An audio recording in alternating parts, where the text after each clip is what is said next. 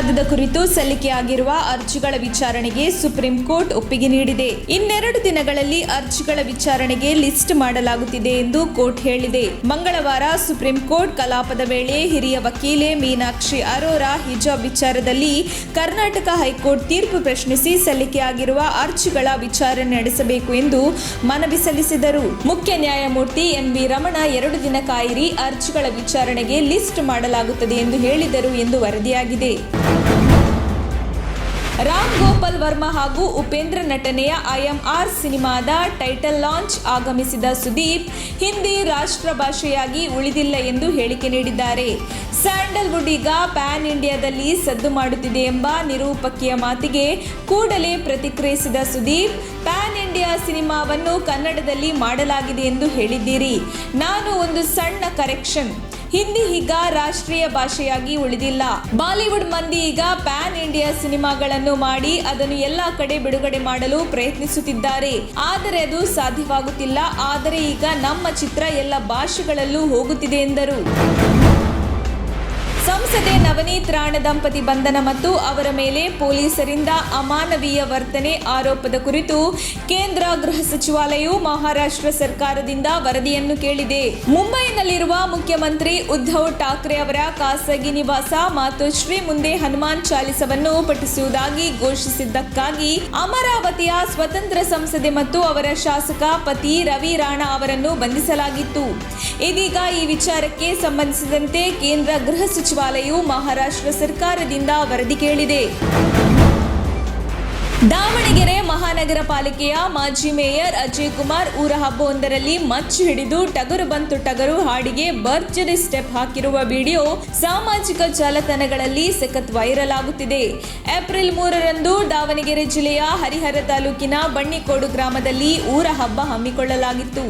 ಅಂದು ಮಾಜಿ mayor Ajay Kumar tractor ಮೇಲೆ ನಿಂತು ಸಾರ್ವಜನಿಕವಾಗಿ ಮಚ್ಚು ತೋರಿಸಿ ಡ್ಯಾನ್ಸ್ ಮಾಡಿದ್ದಾರೆ. ಉದ್ಯೋಗ ಸೃಷ್ಟಿ ಕುರಿತಂತೆ ಕೇಂದ್ರ ಸರ್ಕಾರದ ವಿರುದ್ಧ ಮತ್ತೆ ವಾಗ್ದಾಳಿ ಮಾಡಿರುವ ಕಾಂಗ್ರೆಸ್ ನಾಯಕ ರಾಹುಲ್ ಗಾಂಧಿ, ಮೋದಿಯಿಂದ 45 ಕೋಟಿಗೂ ಹೆಚ್ಚು ಜನರು ಉದ್ಯೋಗದ ವಿಶ್ವಾಸವನ್ನೇ ಕಳೆದುಕೊಂಡಿದ್ದಾರೆ ಎಂದು ಹೇಳಿದ್ದಾರೆ. ನಿರುದ್ಯೋಗ ಸಮಸ್ಯೆಯ ಕುರಿತು ಪ್ರಧಾನಿ ನರೇಂದ್ರ ಮೋದಿ ವಿರುದ್ಧ ಮಂಗಳವಾರ ಟ್ವಿಟರ್ನಲ್ಲಿ ವಾಗ್ದಾಳಿ ನಡೆಸಿದ ಕಾಂಗ್ರೆಸ್ ನಾಯಕ ರಾಹುಲ್ ಗಾಂಧಿ, ನಿಮ್ಮ ಮಾಸ್ಟರ್ ಸ್ಟ್ರೋಕ್ನಿಂದಾಗಿ 45 ಕೋಟಿಗೂ ಹೆಚ್ಚು ಜನರು ಉದ್ಯೋಗ ಪಡೆಯುವ ಭರವಸೆಯನ್ನು ಕಳೆದುಕೊಂಡಿದ್ದಾರೆ ಎಂದು ಆರೋಪಿಸಿದ್ದಾರೆ. ರಾಜ್ಯದಲ್ಲಿ ಕೋವಿಡ್ 4ನೇ ಅಲೆಯ ವಿಚಾರವಾಗಿ ಜನತೆ ಅನಗತ್ಯವಾಗಿ ಭಯ ಪಡುವ ಅಗತ್ಯವಿಲ್ಲ. ಸೋಂಕಿತರು ಆಸ್ಪತ್ರೆಗೆ ಸೇರುವ ಪ್ರಮಾಣ ಜಾಸ್ತಿ ಇಲ್ಲದ ಕಾರಣ ಭಯ ಪಡುವ ಅಗತ್ಯವಿಲ್ಲ. ಆದರೆ ಜನರು ಸಾಂಕ್ರಾಮಿಕ ಮಾರಕ ರೋಗದ ವಿಷಯದಲ್ಲಿ ಜಾಗೃತಿ ವಹಿಸಬೇಕು ಎಂದು ಮುಖ್ಯಮಂತ್ರಿ ಬಸವರಾಜ ಬೊಮ್ಮಾಯಿ ಹೇಳಿದರು. ಮಂಗಳವಾರ ಜಿಲ್ಲೆಯ ತಾಳಿಕೋಟೆ ತಾಲೂಕಿನ ಕೊಡಗಾನೂರ ಗ್ರಾಮದಲ್ಲಿ ಪತ್ರಕರ್ತರೊಂದಿಗೆ ಮಾತನಾಡಿದ ಅವರು, ಪ್ರಧಾನಿ ನರೇಂದ್ರ ಮೋದಿ ಅವರು ನಾಳೆ ಮುಖ್ಯಮಂತ್ರಿಗಳ ಸಭೆ ಕರೆದಿದ್ದು, ಸಭೆಯ ಬಳಿಕ ಈ ಬಗ್ಗೆ ಸೂಕ್ತ ನಿರ್ಧಾರ ಕೈಗೊಳ್ಳುವುದಾಗಿ ತಿಳಿಸಿದರು. ಬೊಮ್ಮಾಯಿ ಅವರೇ ಸಿಎಂ ಆಗಲು ನಮ್ಮ ತಕರಾರು ಇಲ್ಲ. ಈ ರೀತಿ ಮಾಡುವ ಜನರು ನಾವಲ್ಲ.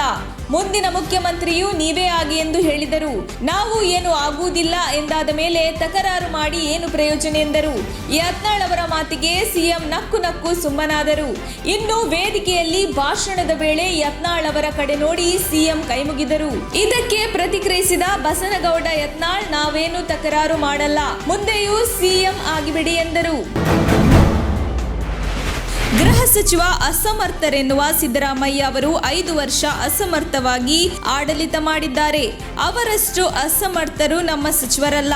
ಅವರ ಸರ್ಕಾರದಲ್ಲಿ ಅತಿ ಹೆಚ್ಚು ಗಲಭೆಯಾಗಿವೆ, ಹೆಚ್ಚು ಹಿಂದೂ ಯುವಕರ ಹತ್ಯೆಗಳಾಗಿವೆ ಎಂದು ಬಿಜೆಪಿ ರಾಜ್ಯಾಧ್ಯಕ್ಷ ನಳಿನ್ ಕುಮಾರ್ ಕಟೀಲ್ ಹಳೆ ಹುಬ್ಬಳ್ಳಿ ಗಲಭೆ ಪ್ರದೇಶಕ್ಕೆ ಭೇಟಿ ನೀಡಿ ನಂತರ ಮಾಧ್ಯಮಗಳ ಜೊತೆ ಮಾತನಾಡಿ ಗಂಭೀರ ಆರೋಪ ಮಾಡಿದರು.